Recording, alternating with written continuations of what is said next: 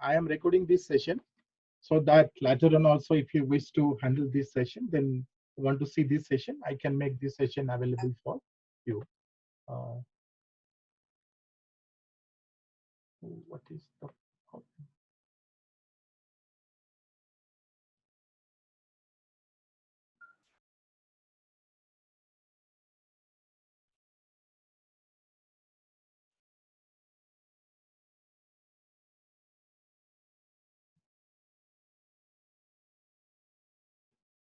I hope all of you can hear me.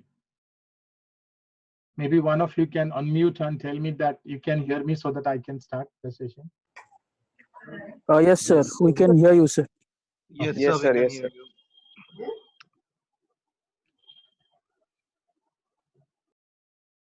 I think today there is some challenge in the video streaming that I have.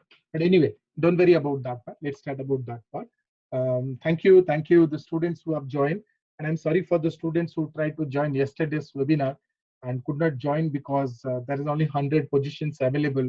And yesterday it got filled before some of you joined.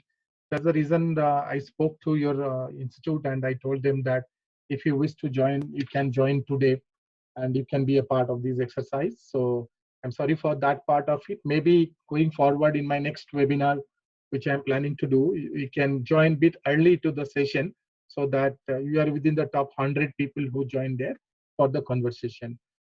Since you came late and there are only 100 openings there, we could not manage yesterday on that part of it. So thank you for the students of IMIS for joining in today's event. I have the students from agribusiness program of Utkal University also. Some of them are present here, those who missed me yesterday in the conversation. Yesterday we had an interesting session. There are some myths in branding and we tried to break those myths in branding there. You know that I did a lot of work in the area of brand management over a period of time. Way back in 2000, I left Bhubaneswar and joined Indian Institute of Management, Lucknow as an assistant professor. Then I moved to IIM Kozhikode as an associate professor. Then I moved to IIM Indore as a professor. Then I became a director of IIM Indore for some time. Then I went to a corporate assignment, and from there I moved to Hero. From Hero to Jindals, and now I work for as a chief academic officer of a large entity called Ampersand Group. Other than being a professor of marketing and teaching branding, my PhD is in the area of branding.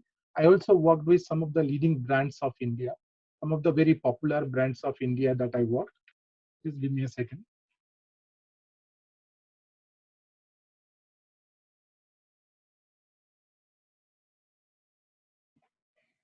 Some of these brands you use today, some of them became very popular. I worked for a brand called Hero Motors from 2011. It has been 10 years. So the brands that I have worked with are two types. One set of brands are quite established brands, for example, Axis Bank or Hero Motors there. When you read my book, Product and Brand Management by Oxford University Press, you'll find out I have talked about many of the stories that are associated with the branding experience that I had there. On the other side, I also worked with a smaller company, a non-entity, in fact, was at that point of time, and built a brand called Paperboat. This company was created by two of my ex-students from IIMs, and then I helped them in setting up the company and the brand called Paperboat. So during today's conversations, I will not only give you the fundamental ideas of branding, I'll also tell you about some of the stories which are associated with the brands for which I have worked for, and the reasons for that, what kind of strategies that I have followed for those brands. That's the idea for today's conversation. I'm not going to really talk much theory in that sense so that you get bored with those theories, but I'll definitely try to unlearn some of the theories that you have learned, right? So sorry for that part. I know some of your marketing professors are here. Some of them are my students also. So some of those things maybe I have taught to them as a student there. But our basic idea is to see that how we can unlearn so that we can relearn newer things. One of the common questions that I face whenever I talk to students about branding is that advertising is branding. That's a myth number one. So myth number one is a lot of people think advertising is branding, which is grossly wrong. Advertising is not branding. Branding is something larger than advertising. What advertising does is actually communicates about the brand. So out of the possible number of tools which are used for brand building, advertising is only one of them. So there are many brands which have been built where you will find out advertising has not been used at all. For example, Anita Roddick's brand Body Sup right? Body Shop is a very popular brand in US. They don't believe in advertising. There are many multi-level channel marketing companies. They more believe on word of mouth and chains than on advertising, right? In fact, popularly, some people say advertising is the worst form of marketing. Professor David Ogilvy, who owns the company called Ogilvy and Market, and is the father of advertising, in one of his comments says that I spend 100 rupees in advertising, but I don't know which 50% works. So he assumes that if you spend 100 rupees in advertising, only 50% will work, another 50% will not work. That was the assumption that he had that point of time. So let's break the first myth of branding, that branding is equal to advertising or advertising is equal to branding. Since advertising is the forefront of the branding exercise or the branding strategy, a lot of people perceive that advertising is required for building a brand there. But we know there are many great advertising campaigns which came, but they were never able to build brand, were never able to build a brand there. Let's first kill that myth that branding and advertising are synonymous or husband wife, and it is necessary for you to have both of them. Let's go to myth number two. So myth number two, people say, is that managing a brand and building a brand is same, right? So when you start building a brand and managing a brand is same, maybe in some conversations people will say that they're very similar. Actually, this is the second myth that we need to break. Why we need to break the second myth is because brand building is more complex, brand building is more strategic, brand building is more long term compared to managing a brand there. Brand building is like fathering a child. If you father a child and at one point of time the child comes back to you and you decide what kind of profession or a career the child has to choose, probably brand management talks about that part of it. So brand building is more complex. Brand building is more strategic. Brand building is more long-term in nature there. A lot of why and how decisions are being taken in the branding exercise. Just be very clear about that. Brand building and brand management are two separate exercises. Many of you, when you finish your course, the business course that you are doing, and then you decide to become a brand manager, maybe after 2 3 years of your field experience, you become a brand manager, you will be put into a challenge like this. So there will be something about a brand which is given to you, which you have to manage, but many a times you have to build a brand from a commodity. Let me tell you the story behind Paperboat. I'm pretty sure all of you know Paperboat. Many of you must have loved this brand called Paperboat. So at that point of time, I was living in Gurgaon. So these two students of mine, they wanted to start a business, random business, something they didn't know. And they come from an IT background, right? I was at that point of time, I was doing a work for a company called Coca-Cola. You know, Coca-Cola is one of the largest companies in the world, multinational company in the world. So I didn't work the business side of Coca-Cola. I was working on the CSR side of Coca-Cola. So Coca-Cola has got a CSR activity called Anandam. Anandam revolves around happiness. So under this activity, what we tend to do is we go to small villages where people don't buy Coke. And then we take care of the water problems of that village because Coke is often being blamed for pulling out the water underneath water. It's being blamed. So most of the CSR activities under Anandam project was about managing the water levels there. I was doing a project in a rural village in Savai Madhopur in Rajasthan. If you know where is Savai Madhopur, Savai Madhopur is behind Ranthambore. You know, Ranthambore is a tiger reserve. So from the Savai Madhopur hotel, Taj Hotel, which is owned by the princess, who is the daughter of the Prince of Jaipur, you have to walk 1.5 kilometers to reach at this village, Anand village. So I was juggling between Savai Madhopur and Gurgaon at that point of time. In one of the nights, we had a meeting and we thought, what should we do there? So in that conversations, instead of taking decisions which are more about what to do, we discussed about what not to do. For example, if you look at the soft drink concentrate business or soft drink business, the world is divided in two sorts. It's like a Cold War period. Either you are a Coke or you are a Pepsi one. So oligopoly competition, they don't allow any other brand to grow in this marketplace. So if you would like to launch a brand, you will have some kind of an onslaught from these two big brands if you are too close to them. So the first question that we answered is, do you want to do something which is like Coke or Pepsi? The answer was no for various reasons. Reason number one, Coke and Pepsi are multinational companies. Reason number two, their financial muscle power is very high. Reason number three, they have intensive distribution channel. They go deeper into the villages now. So they have an intensive distribution channel, so you can't manage their distribution channel. So there are more you discussed about that. You found out more and more of no's came into the picture while we are having a conversation about that part. So in that sense, we wanted to create a brand which is very unique, not only in appearance, but also in the taste, which has got a nostalgic and heritage value, and which has got a pricing point far different than the pricing point of Coke and Pepsi. So that is there is no competition between that part. That is how Paper Boat as a brand was conceptualized, and further research was done on the basis of that. What you have seen on the front side of Paperboard is a beautiful advertising campaign, which I write. I write advertising campaign for them, and they talk about nostalgia.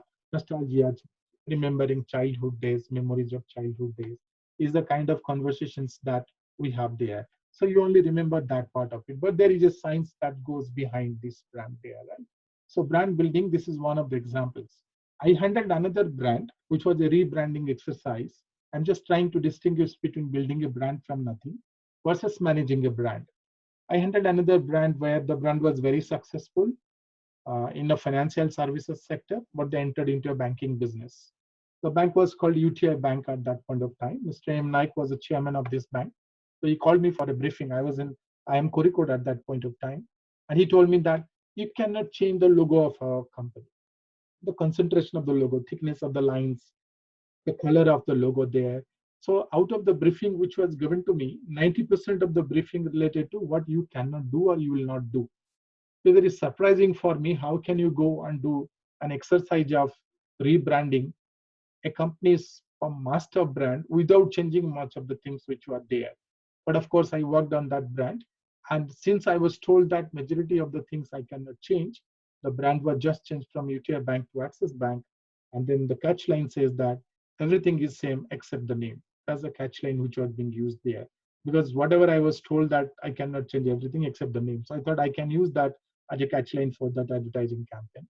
And then the brand elements were created around that part of it. Right? Then you have your advertising campaign, PR campaign, you have your social sales promotion campaigns. That's how they were created at that point of time. Currently, it is a very successful and established private sector bank. I think that comes as number 3 after SDFC Bank and ICICI Bank in that case. So brand building and brand management are two different things that we talk about. But before we move ahead, we need to understand what a brand is, because brand is often the most confused, and I can fairly say an abused subject in the area of marketing, right? You can have an exact science of selling process. You can have exact science of customer relationship management process. You can have an exact process of understanding database marketing. But branding is something which sounds popular to the people on the front, but hardly people understand about that part. So the word brand, B-R-A-N-D, brand, means to burn, kujalana, to burn down something. So you must be wondering why this idea of burning something comes into the mind when you think about branding, right? So if you open up your Kotler's book or whichever marketing book you are following and go to the chapter on branding, the definition says that brand is something which is used for identification and differentiation, right? Identification and differentiation. So you look at brand as a function, and you say that a brand can differentiate one from the other one. A brand can help you in identifying a brand from the other one. Basically, identification and differentiation are the two key functions of a brand there. That's what the book talks about, which is grossly wrong. I can challenge that thought process because I'll take you through the branding process, how this brand is changing over a period of time, and the idea of branding is changing over a period of time is what I'll be explaining it to you.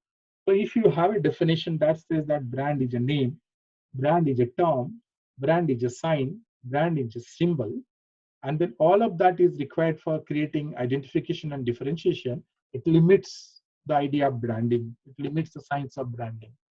Why this is predominant thought? Because in US, the first level of branding happened with the cows. This is called cattle branding. This is popularly called as cattle branding, right? Of course, if you look back to the history of branding, you will find out religion was the first item which was branded. So you write 1786 that specifies to a religion. You design a cross that talks about another religion. You design a letter, Om, that talks about another religion. So religion was often the most branded item for that matter. I don't want to use the word item, but that's the most branded product in the marketplace. And that's how separates one segment to the other one. And that's what happens today when you say I'm a Hindu, I'm a Muslim, I'm a Christian. So there is a segmentation which is done on the basis of that part. In old days, the Christian missionaries will go from place to place. Mostly they will go to the marketplaces, Mela festivals. They'll print pamphlets about Christ, write stories about Christ, how compassionate he is, and they will preach about or do sales about the idea of Christianity to people there. Right? Idea of Christianity was being sold to people there. That was the idea of branding in the old days there. But I'll take you to the funnier part of branding, which is called the cowboy branding or cattle branding. So in US, there are cowboys. Many of you must have seen these cowboy films. In the cowboy films, they'll have a hat, they'll have a gun, they'll have jeans, they'll have boots there. Their basic job is to gauge cows. In India also we have, our Lord Krishna was a cowboy also. So their basic job is to go and gaze cows. So they will go and leave the cattle in the ranches. Ranches are the dead river beds. So they will leave the cows there. They will gaze there. So these fellows have nothing to do. So they will go back to a drinking place. Today, drinking place is on news because people are buying lakhs of rupees of drinks because of this part. So they'll go to a drinking place and they will start boozing. So by the evening, when the cows come back, they will find out that they're all high and they cannot distinguish one cow from the other one. Within the cattle that comes back, it is very difficult for them to distinguish one from the other one. So they start fighting and killing each other. And there was an intelligent cowboy. So he got a hot iron bar. So he took that hot iron bar and put it behind the back of the cows. That's not a nice place to put behind the back of the cows, but that's what he did. So in the evening, when he came back, the cows came back, he could go to the backside of the cow and he can differentiate his cows from the other cows.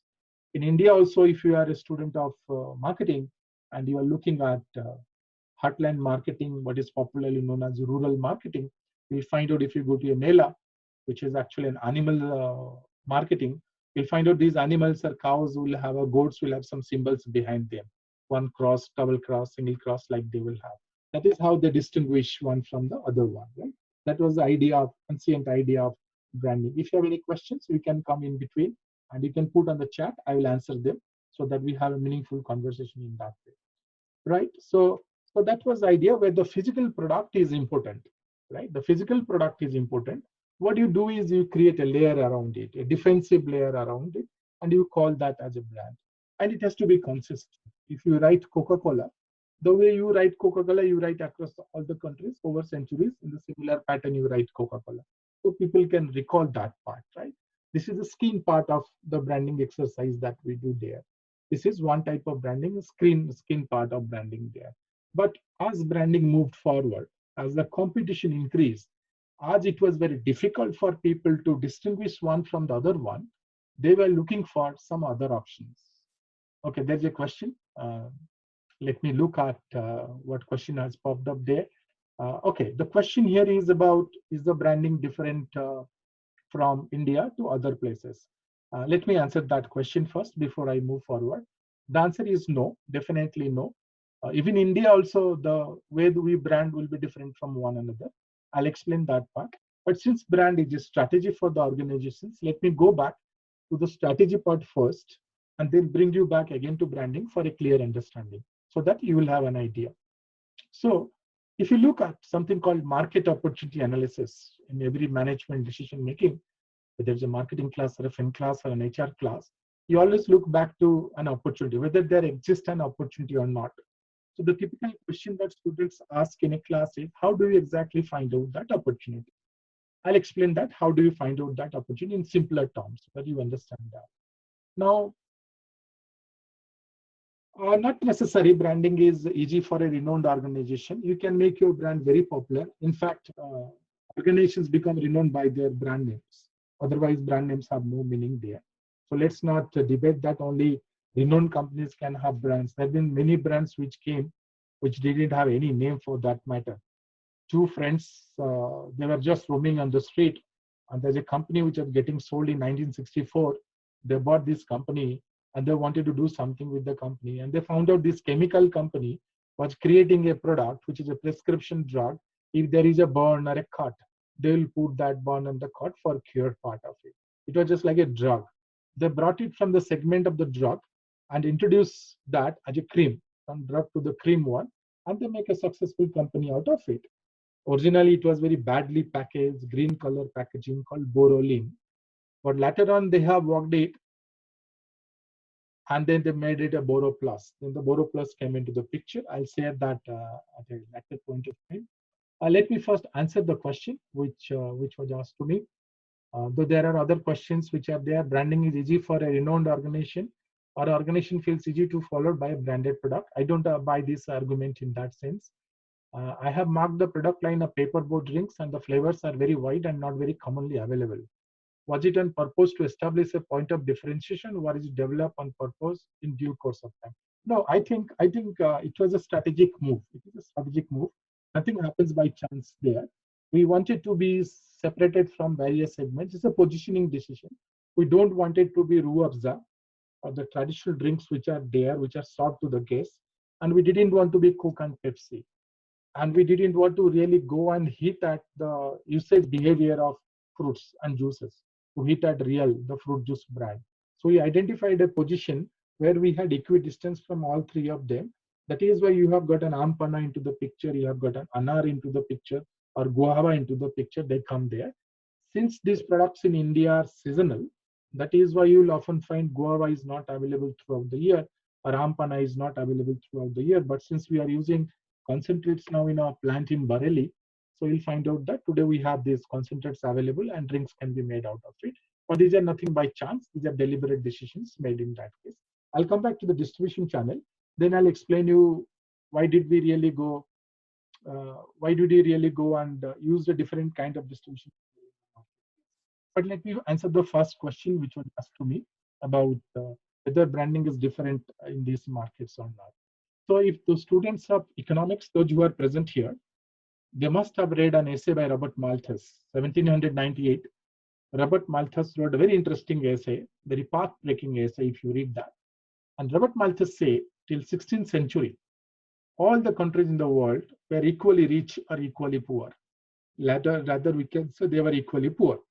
Something happened in the 16th century that made a differentiation. Some countries grew and some countries fell back, right? So there may be some decisions for which countries fell back, right? For example, you can say that, okay, Manchester, we had industrial revolution, so the country moved ahead, others didn't follow. It is a decision there. Some countries were falling back because of their location. You know that most of the poor countries are landlocked countries. If there are countries around, then obviously they cannot export, they cannot have sea coast, they don't grow, but you can't really change your coastline of your country. Some countries were there which are marked by diseases like AIDS, like Ebola, like diseases, all diseases. So population development, human development didn't happen for that region. So there are various regions. Today, when we are facing COVID-19, a lot of people have gone back and reading Robert Malthus. And Robert Malthus said that it is good to have war because war will wipe out population and there can be growth there. Malthus says it is good to have pandemics and diseases, widespread diseases. If diseases are there, large number of people will die and the society will come into the balance. I don't buy those ideas, though I research in the area of sustainable consumption. Maybe some other time I'll talk about sustainable consumption. I don't buy that idea. But that is his thought in that case. So something happened for which these countries, instead of being bucketed, came into a spectrum. So on one side, to the right side, we had developed nations. On the other side, extreme side, you had LDCs, least development countries. And in between, you had developing nations. These developing nations, the factors of production were poor in developing nations, but because of population growth, these developed nations become emerging markets. So today you have matured markets like US, Australia, England. You have got developed markets like Brazil, Russia, India, China, and South Africa. And you have least development countries like African countries, some of the African countries. So since the structure of the market is different in a spectrum or a continuum, naturally, any strategy that you make will be different from one another. So you cannot really copy a strategy used for a developed market and say that this can be applied in the developing market. For that matter, you cannot copy an urban marketing strategy or urban branding strategy in India and take it to the rural marketing strategy, rural branding strategy. We cannot do it because the decision-making patterns of the consumers are different. Today, if you go to buy edible oil, you are looking at IT's brand. You are saying that I'll buy Sandra, or you're looking at Saffola. That is the way you buy them because of the brand name or the company that promises you. Just go to the village and find out how do they buy. They will take a drop of edible oil, put that on their skin, and they will smell it, and they can sense whether it is original or there is some problem with that part. So large part of buying in the rural markets are still driven by the senses. How it looks. If it looks red, we call lal wala sabun. If it looks red, lal wala toothpaste called Colgate toothpaste, Lifebuoy soap. If it is about a mobile connections, lal wala, it is about Airtel. So we have our own ways of looking at brands in the rural areas than the urban areas. So that is what point I'm trying to drive in, that the branding strategies to be followed in the developed market will be different than developing market, will be different than least developed countries markets. Similarly, in developing markets, branding strategy followed in urban markets will be different than the branding strategy followed in the rural market. There will be differentiation in that part. So product market fitment is an important factor in deciding how you are going to position your brand or how you are going to use your brand there. We'll come back to that later on product market fitment. But let me go back to the story that I was talking about. Right. So let me share the screen that I was talking about. Share screen. I hope you can see the screen now. Can someone tell me whether you can see the screen or not? Yes, sir. We can see Okay. the screen. Okay, so let me speak about what next 5-10 minutes. I'll speak on this matrix that I have got here, right? So if you see this matrix, I have drawn x-axis and y-axis. Now I spoke about something. Let's divide them. Let's look at one side as unidimensional, only one dimension, and the other side let's look at multidimensional. There are more dimensions there. On the top part of it, let's look at a marketer or advertiser or a brand manager called as a sponsor. And the bottom part of it, let's look at the receiver or the customer, right? Let's divide this matrix and see how the branding has moved over a period of time. The first part that I spoke about is called the product paradigm. Only the product is more important, and then you build a brand around that part. So the cow was important, and you put a sign behind the cow to differentiate it. So the idea of identification and differentiation, those things are coming under the product paradigm part of it. Here, the physical product is very important. In fact, physical product is always a hygienic factor in branding. You may do a brand promise, but if the product functionally doesn't work, then the brand will not work.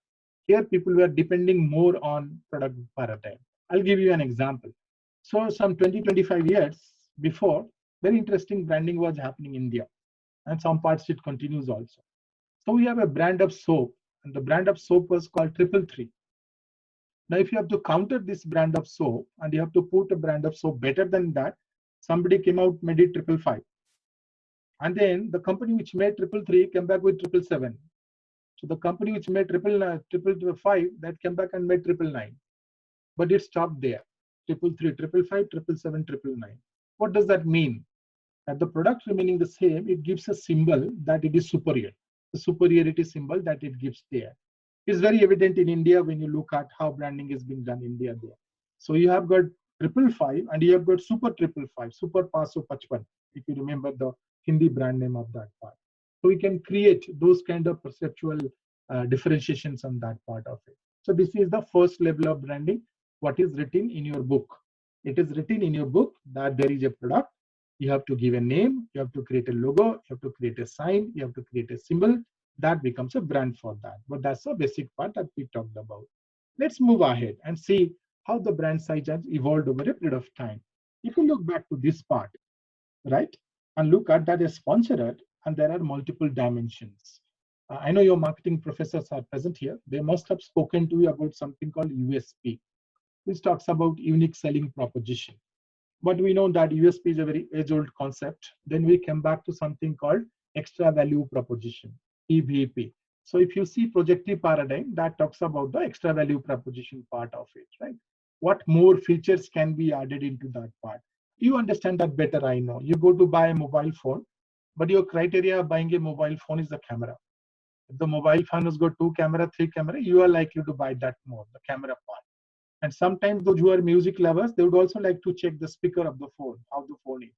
Actually, phone is a device for communication. You are supposed to buy the phone and talk to somebody, that's all. Or maybe some data transfer you want to do. But you always look at how it is. It's called hispatics, right? So other than these features, today we are looking at hispatics of the design part of a phone there. So this is what the brand manager does. The brand manager tries to project. That's why it is called project paradigm, because the brand manager is projecting that part, right? So the brand manager will come and create a matrix or create a prism, and will try to project that part of it. Right? He will try to do that part. What customer believes, what customer receives is different. This is what the brand manager does. So what is the assumption in this proposition? Assumption is that the brand manager knows everything because he does marketing research, he has got customer intelligence, he has got all information, so he knows everything. And brand manager takes the help of an advertising agency to package a communication. He designs a communication and he packages a communication about the brand. He talks about the brand. And brand manager assumes that the customer is static, customer is passive, and customer is also waiting to receive the information there. So if he gives the information, customer will accept that information. That's what is the assumption on this side. So the brand managers often forget that customers also process information, right? They process information. But we have something called projection.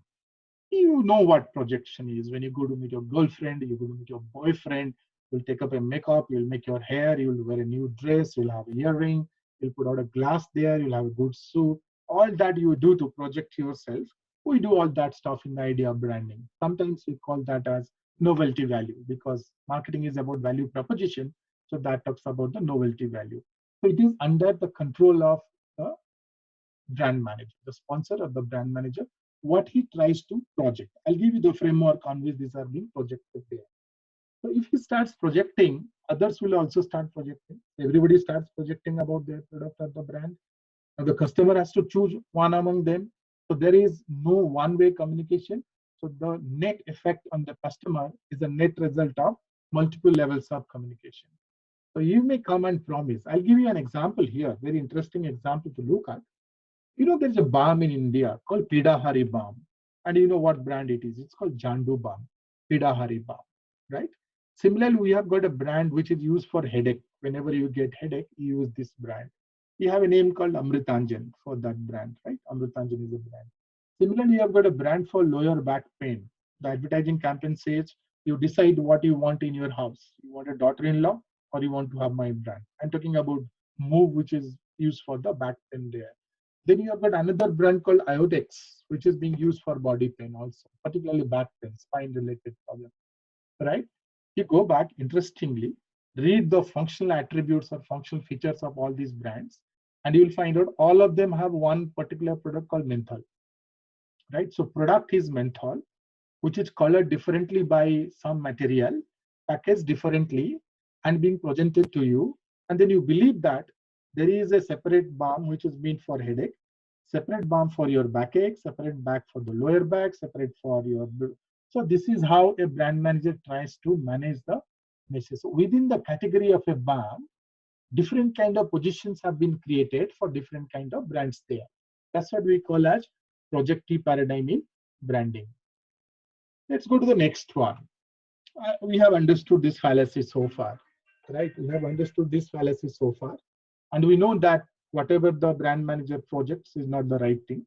What is important is what your customer receives, right? So on the other side, the third paradigm that I'm showing you is about what the customer receives. This is called adaptive paradigm, right? It's called adaptive paradigm. So adaptive is all about what the customer adapts.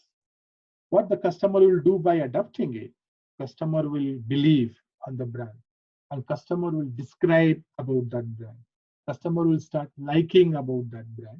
I promise that I'll not talk much theory to you into this presentations. That is why if you look that part, so first thing is this communication does is the customer starts liking the brand.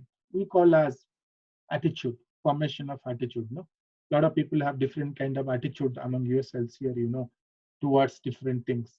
So attitude is basically a disposition, a favorable or unfavorable predisposition that people hold. towards something, object, brand, all that part. To human being also, you have that part.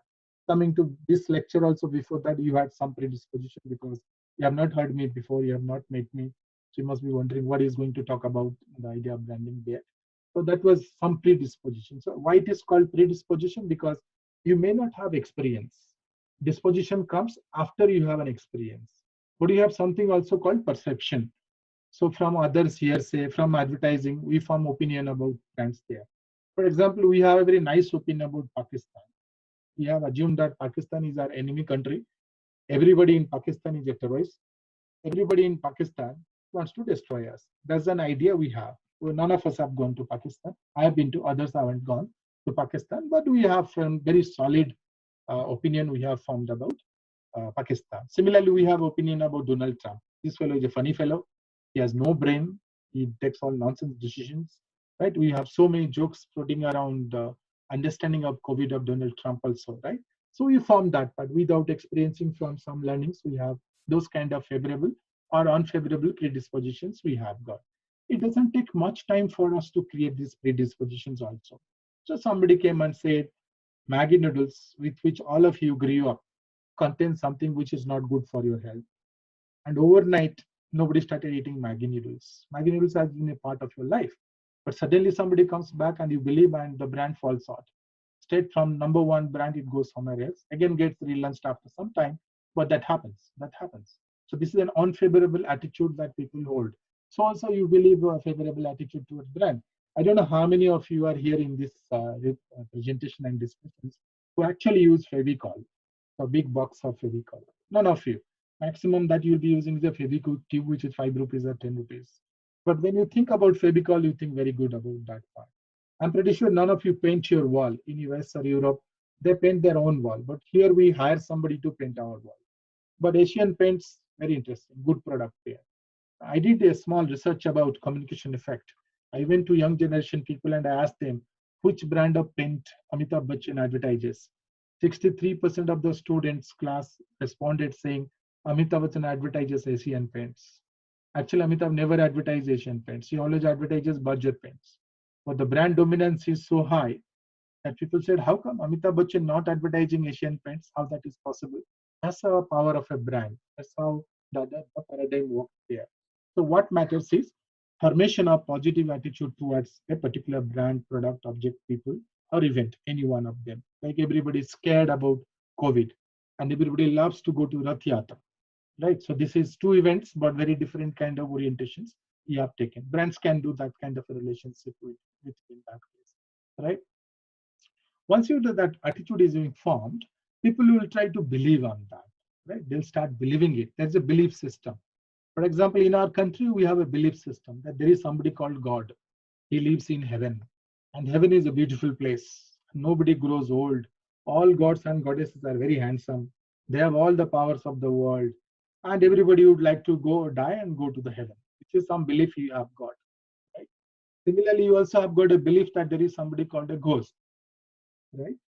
You have something called ghost, and you can see a ghost on the highways, a beautiful woman in a white sari on the highway is a ghost for you. So belief is a descriptive thought that you hold about product or the brand, right? Similarly, there is something called brand belief. So you have also descriptive thought about the brands you have got there. If I ask you a question to tell me how is Bullet as a motorcycle, I know pretty sure many of you will like Bullet as a motorcycle. Maybe some of you love to have this motorcycle. At some point of time, you love to have the motorcycle. But you understand that Bullet motorcycle is not the fastest motorcycle. It is not the fastest motorcycle. The meaning of the Bullet is first, but you like Bullet motorcycle because of its size. It's so strongly built. The engine is so big, and the sound that it makes you like so much.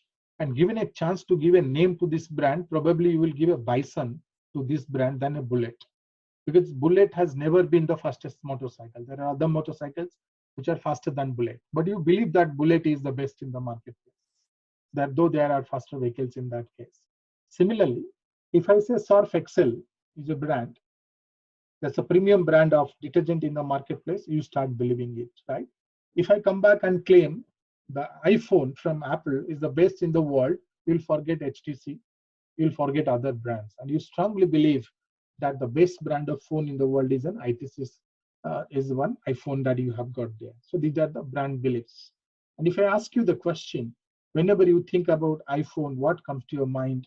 I know that you will talk about the Apple, the logo, and have written Apple of that logo. You'll talk about that part, and you'll make a story about that. But if I ask you about a bullet train, you will make a bullet motorcycle, you'll make a story about that part of. Each one of you have a story in your mind about brand. Like you have a story about yourself, you have a story about your brand, right? When you verbalize your belief, that becomes your opinion. So there are three things that happens at the customer end. First thing, the projections which are being done by the marketer, the brand manager, that comes there, that forms their attitude. Once that attitude is formed over a period of time, that becomes their belief. And once that becomes their belief, they start verbalizing, that becomes an opinion. When that becomes an opinion, they start giving opinion about products and brands. So they will say that the worst virus that has ever happened in this world is COVID. But we know that it is not COVID. Worst virus was something which was creating cholera or some other dreaded diseases in the past. But today, since we are experiencing it, we are going to say that's the worst thing that happened in the world there, right? So you have an opinion on that part of it. So consumer attitude towards the brand, brand belief, and brand opinion are three important drivers that makes the customers who start believing either whole of the brand or part of the brand. That is why if you have seen the diagram that I was sharing on the screen, right? The diagram that I had shared on the screen, this one. This is called adaptive paradigm. And the consumer adapts the brand in multiple ways. That's why this is multidimensional. So we are on the consumer side, we are on the third side, we are on this side, on the consumer side part of it, right? Now let's move to the last part of it, right? The fourth part of it. The fourth part of is the current practice that we have got, right? The latest practice we have got. I know your marketing professors here are here. In the very past class, when we entered into your marketing class, they must have told you about something very interesting. They must have told you that marketing is all about CA plus CR. So some of them must be thinking what CA is all about. Is this all about chartered accountancy? But you understand CA talks about customer acquisition and CR talks about customer retention. So there are two aspects to the story: customer attention, customer acquisition, and customer retention. When you read a topic like sales management, that talks about customer acquisition. When you read a topic about relationship marketing, that talks about customer retention. So marketing is a combination of these two disciplines: customer acquisition and customer retention. We have seen that there's a large gender bias in the career people choose also. What does that mean? That most of the customer acquisition in the past was happening by male. Most of the customer retention functions or relationship functions were basically done by the female. But because of technology revolutions, things have started changing now. We do not have those kind of um, biases involved with us as far as marketing is concerned. So customer retention is very important, and branding should help in customer retention. You understand why retention is very important. If you retain your customers, the acquisition cost comes down, and customer also becomes a salesman for you. He goes and gives his opinion, positive opinion about you. So your growth curve becomes exponential. You grow exponentially over a period of time. That's what is the idea of customer retention there. But we need to understand that customer retention happens through relationship marketing. So we have to go back and understand what is a relationship. Maybe one of you can type here, what do you mean by relationship?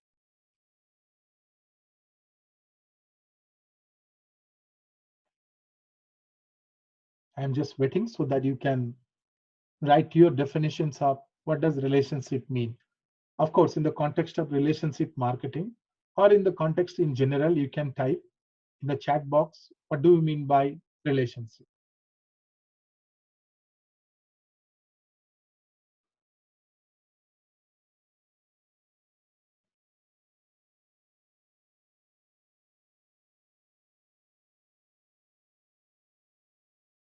Yeah, long-term bonding.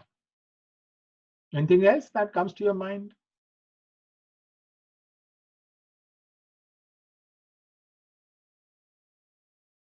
Long-term bonding, compatibility, friendship, You can share this with your friends also. There is no problem. You don't have to send me private messages. You can send to everybody also. Let them see what you are writing. Connection, a way to connect people.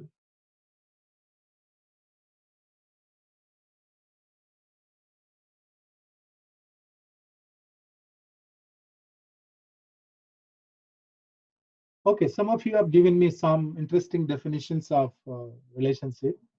Uh, Report between people. Report. I didn't understand, Pritish, what do you mean by report between people? Okay, let me explain what a relation, what goes behind the relationship. So every time, let's go to the fundamentals of that part. So that as a student of marketing, customer loyalty is an output of relationship, Madhushmita. It's an output of that. Let's understand what is relationship first. In the context of your personal relationship or in the context of business, everywhere this is possible, you can do it. Let's look at a boy who meets a girl. Right? You are at that age where you must be seeing somebody or you are planning to see somebody. So you go and meet a boy, goes and meet a girl. Not virtual meet, but you are going to meet. So you have texted somebody on WhatsApp. Let's go and meet at Cafe Coffee Day tomorrow. So when the boy meets the girl, what do you call that meeting? First meeting, what do you call it? You can answer me in a lighter way also. Absolutely no problem. When a boy meets a girl for the first time in a coffee shop.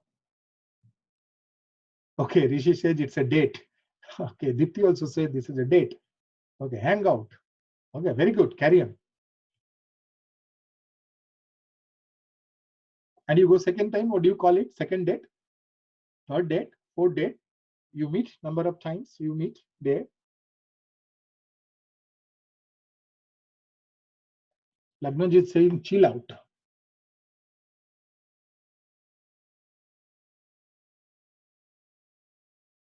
Okay, let me say what it is. When you meet a person first time, or a person goes and meets a brand, or a boy meets a girl, or a man meets a woman, or for the matter, a man meets a man these days also, or a woman meets a woman these days, that we call that as moment of truth.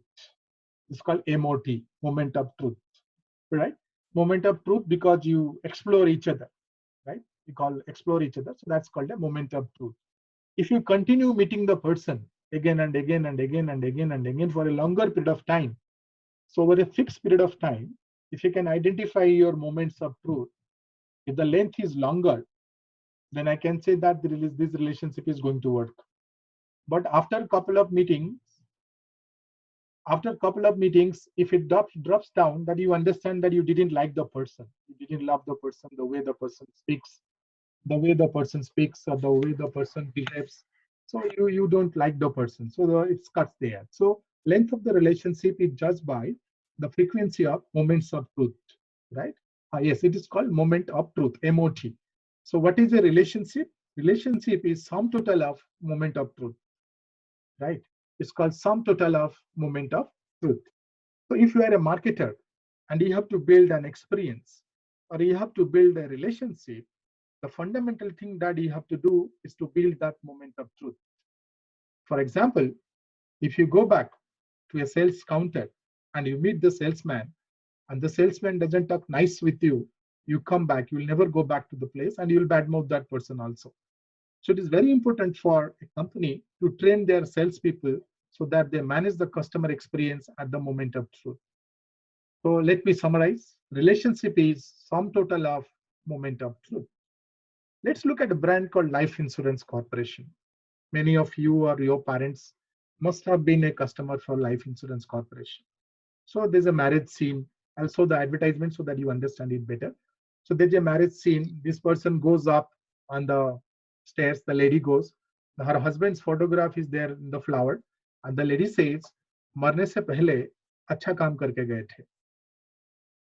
Because he had done LIC, तो मैं अपने बच्चों की पढ़ाई कर दी और आज उनकी शादी हो रही है.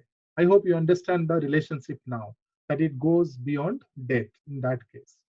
Similarly, if you look at many brands and try to find out what kind of relationship they have with you, you can answer that question. For example, if I take up a Saridan that you normally take and ask you, what do you think Saridan is all about? Many of you will say Saridan is my grandmother. Like whenever I get headache, I go to my grandmother. She will do like this, and that helps. So Saridan is very similar to that part. So brands have also relationships with you. Like you have relationship with human beings, so also brands will have relationships with you. So the fourth paradigm that I was talking about, when I shared the screen with you, the fourth paradigm that we spoke about is called, this paradigm is called a relationship paradigm, right? So relationship paradigm is where branding comes back. So relationship is with the customer. Longer is the relationship, stronger is the brand. The outcome of this relationship is obviously customer loyalty. Customer comes back, purchases, customer gives a referral to you. What is interesting in this case is, companies, instead of getting involved to a transaction, will get involved into a relationship. Now I'll talk business. Like you said that when a boy meets a girl, or a manufacturer meets a customer faces a brand, we call that MOT, moments of truth. But if there's a value that gets transferred, we call that as a transaction. So each transaction has got a value. You go and pay 5 rupees and the company makes a benefit of 50 paisa. So in a week time, if you buy once, in a month time, you have done 4. So 50% into 4 is the 2 rupees you make in a month, and 24 rupees you make in a year.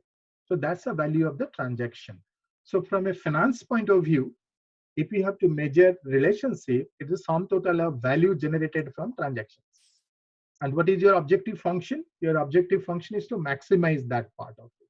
You will go try maximize that part of it. You will try to maximize that element in that case. That's what his relationship is all about.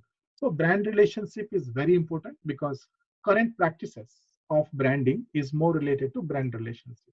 And the question is why? I can see that somebody is asking me question is why? Why is brand relationship so important? Again, I go back to your marketing textbook that your professors have taught you there. In the book, they said that the consumer recognizes a problem. So you assume that the consumer is a scientist, he's sensitive, he knows what he wants, and he has got all the records of new products coming in future also. That's an assumption. But let's accept that. We don't assume that in marketing. Then the consumer will go for information search.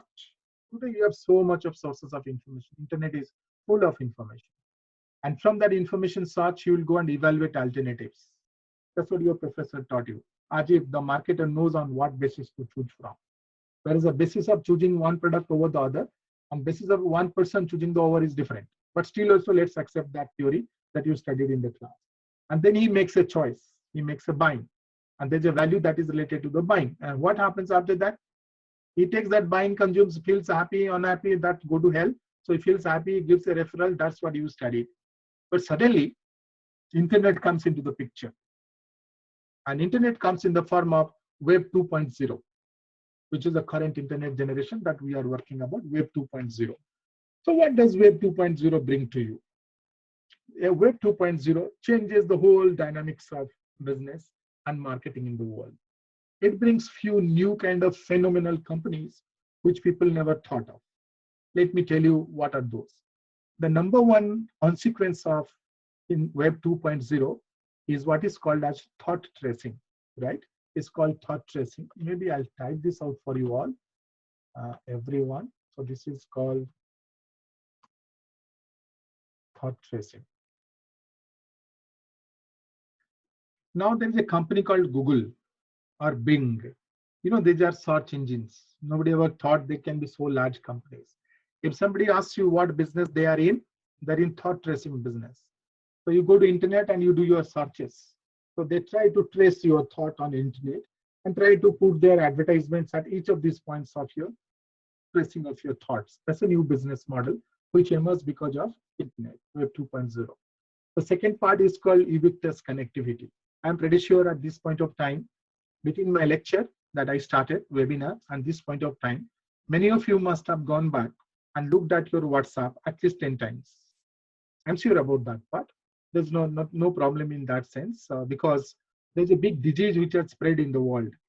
This disease is called something big must have happened. Very long disease, but this is called something big must have happened. Because you suffer from this disease, that is why you often go back and check what has happened in the world.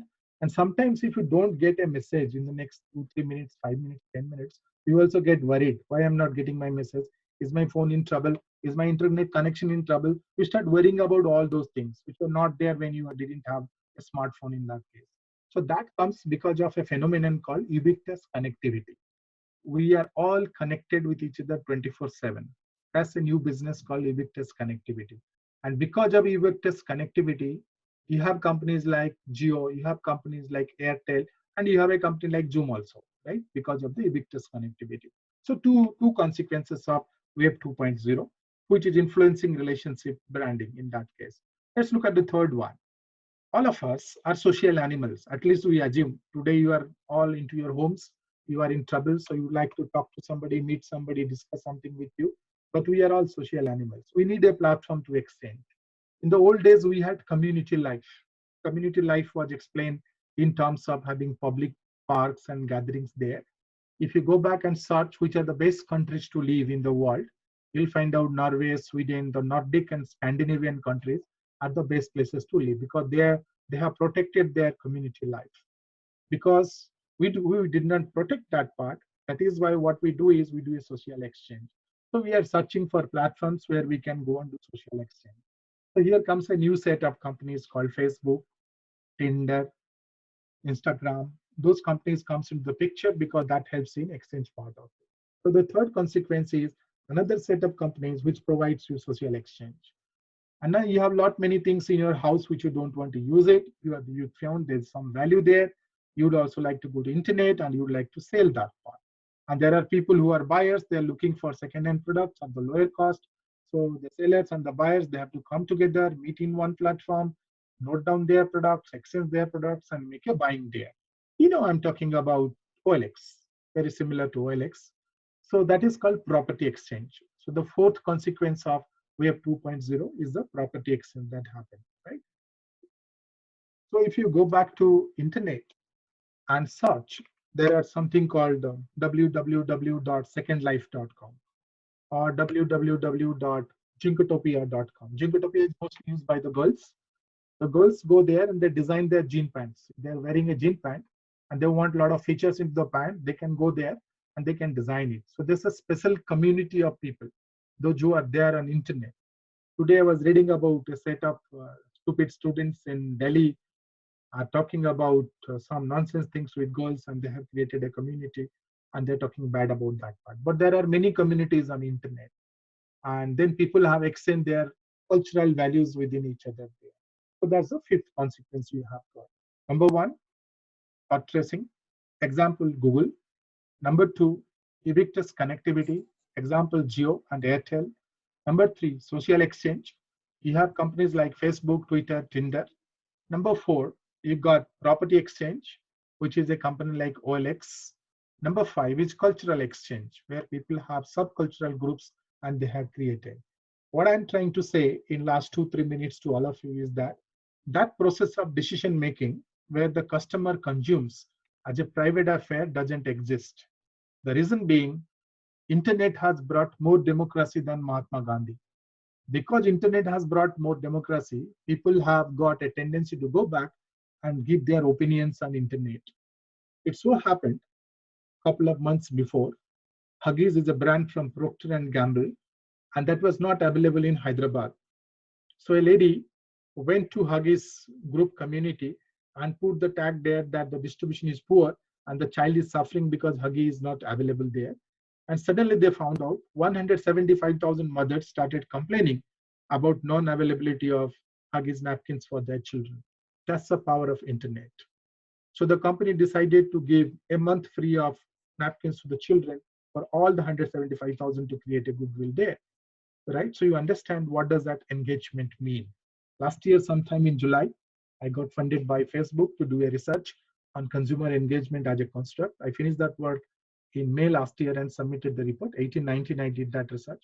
That has gone to the Journal of Consumer Research, one of the top journals of the world, where I have tried to define this idea of consumer engagement.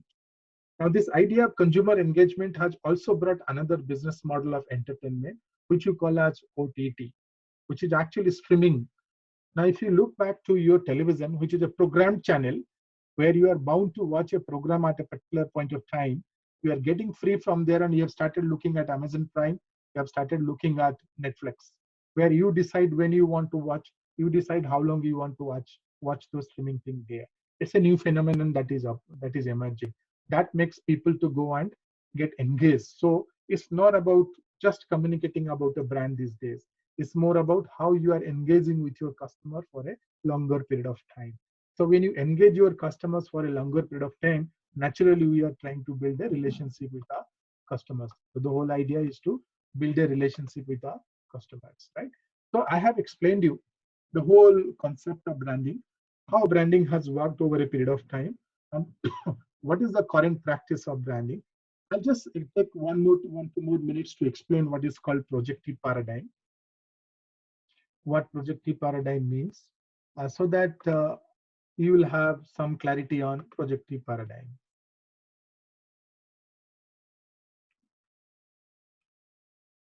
Let me save this.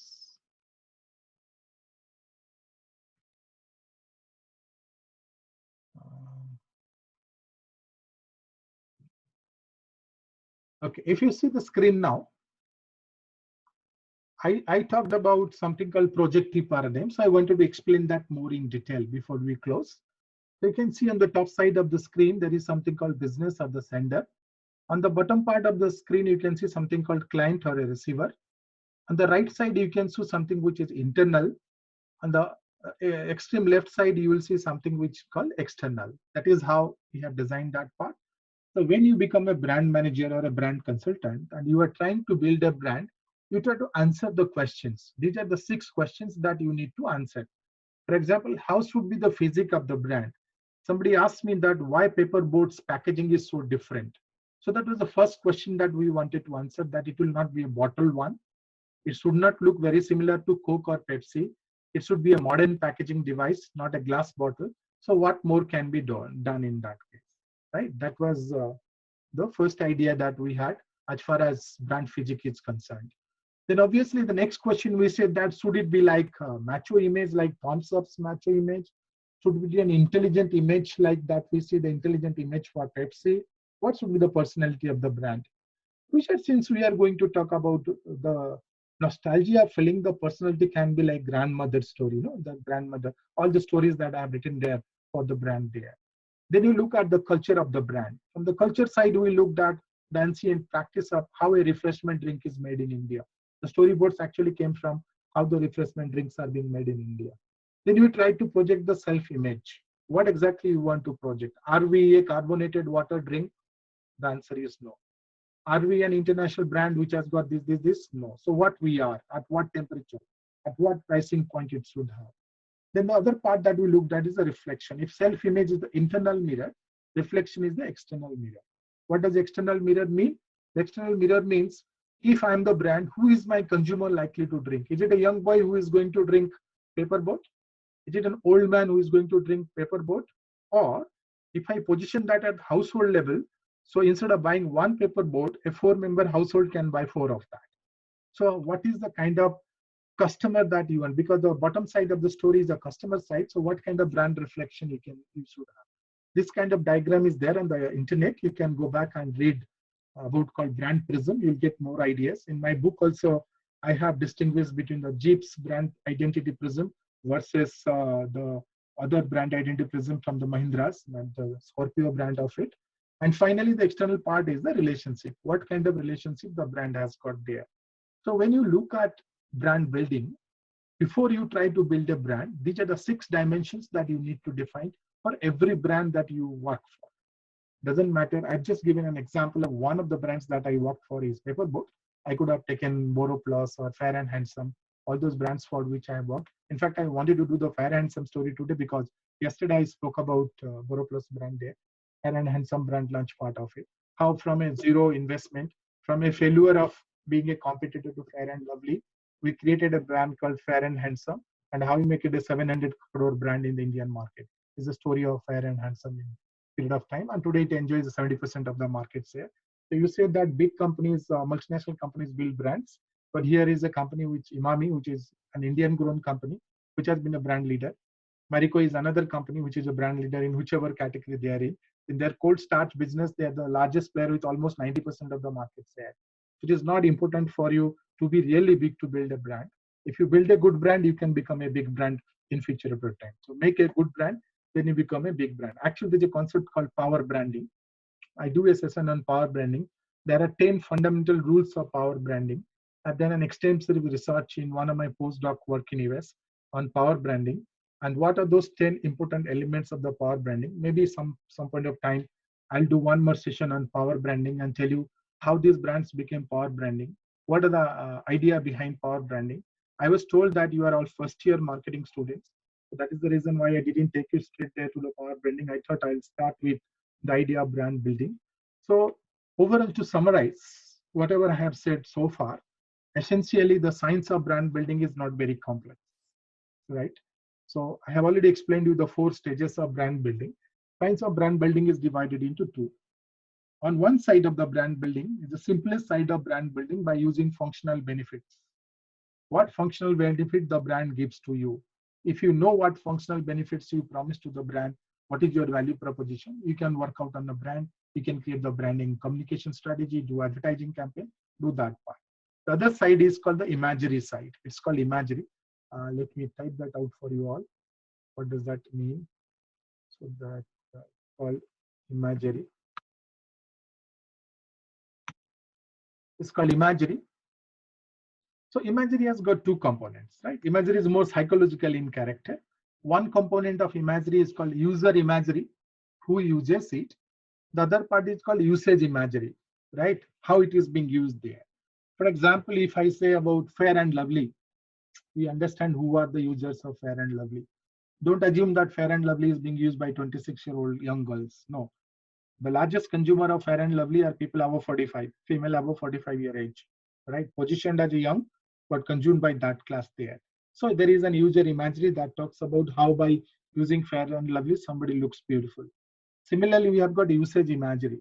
If you are taking Revital, you become a stronger man. If you are taking Dabur Chyawanprash, you become a stronger one. So there is an usage imagery route. Essentially 2 routes to take home for brand building. There are 2 routes that we have got.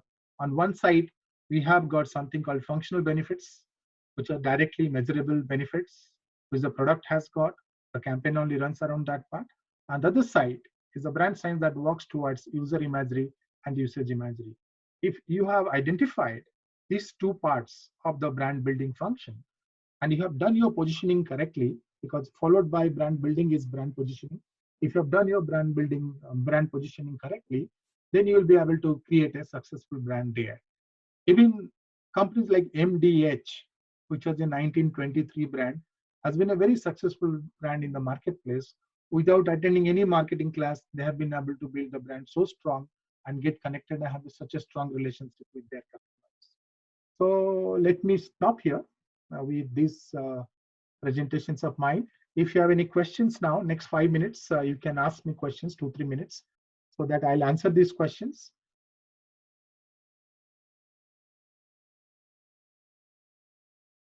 We all read about product branding, SEO branding, sir, how much a website of a company add value to the brand perception of the company among the customer in the era of social media where people are more aware. Obviously, there is a concept called digital branding, more on the connectivity part of it. Today, if you see there is 100 rupees spent on branding, large part of that spending is slowly moving to digital world because of the ubiquitous connectivity and thought tracing behavior that I have explained you. So there is a large spending going on that side. It's very important because I started my sessions by saying that Ogilvy said 50% is spent and 50% he doesn't know where it goes. But as far as internet is concerned, all 100% is being tracked, whether you have done a right campaign, whether it is targeted towards right kind of people or not. If it is not targeted towards the right kind of people with right communications, you can stop your campaign in between, modify your communications, and do a real-time analysis. Use more complex web chain analytic tools now to manage campaigns. Web chain analytics is being used there. Social media metrics is being used there for these purposes. Maybe a digital branding will be another session to talk about. But yes, I agree. There is a focus shifting from offline brand building model to online brand building model. Okay, gentlemen, boys and girls, thank you all for your attention. If you want to brand a product, which sectors, it doesn't matter which sector. If your branding ideas are nice, you are following brand science properly, it can be done in that case. Oh, somebody is asking an interesting question. The uneducated people or underprivileged ones are the educated and literate people. I think Gandhiji is the best branding person. He branded something to the country called independence. Nobody ever experienced independence. You have eaten on one ice cream. I can sell you a cone because you have previous experience of ice cream. But none of his target market customers had any idea about independence or self-governance. But he was able to sell it to the poor people, and they came and joined with him. And he changed his packaging from a Western educated British person. He became an Indian and tried to be an Indian so he could establish a relationship. And he used his communication tools perfectly. He was speaking on the radio. He was publishing a newspaper called Swaraj. He was doing all his trips and marches from one place to the other place. So he used all the methods of marketing without calling them marketing in that sense. He's the greatest marketer, and the biggest marketing campaign ever ran in this country is the independence campaign. So it doesn't matter whether people are uneducated or underprivileged, but it can be done. My next webinar is on that. I am speaking on bottom 3 billion. You know, there are 7 billion people in the world, and the strategies for bottom 3 billion is my next topic. I did a project with two international professors on this part, which is essentially selling at the bottom, marketing at the bottom of pyramid, and marketing at the rural markets levels. So my next schedule is I'm going to speak to those two topics, bottom 3 billion part of it. But before that, this Friday I have got a panel discussion. If some of you are interested, you can join 4 o'clock Friday. The panel discussion will have a professor from Harvard Business School joining with me, and we are talking about coping with post-COVID life. I have with me Amit Kapoor, who is the chairman of Institute for Competitiveness. I have with me Mr. Ansu Gupta, who is a Roman Magsaysay Award winner. He is a founder of Gunj. And I have Mr. Neil Nitin Mukesh, the film star. He'll be with me. So next Friday at 4 o'clock, 4 to 5:30, we are doing a panel discussion on Zoom on this topic is about how to cope our life in the post-COVID period of time. So I've got a strategist, I've got a competitiveness expert, I've got a social worker, and I have got one film star, all 4 of them coming together.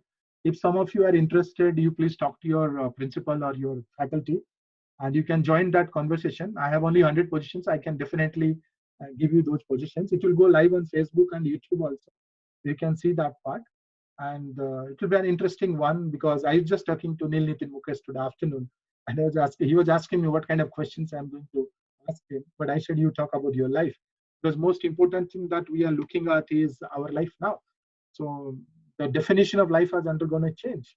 We are moving out from what life is all about to how do we exactly look at our life because of this incident. This Friday it is being scheduled. I have a series of, actually I'm repeating this.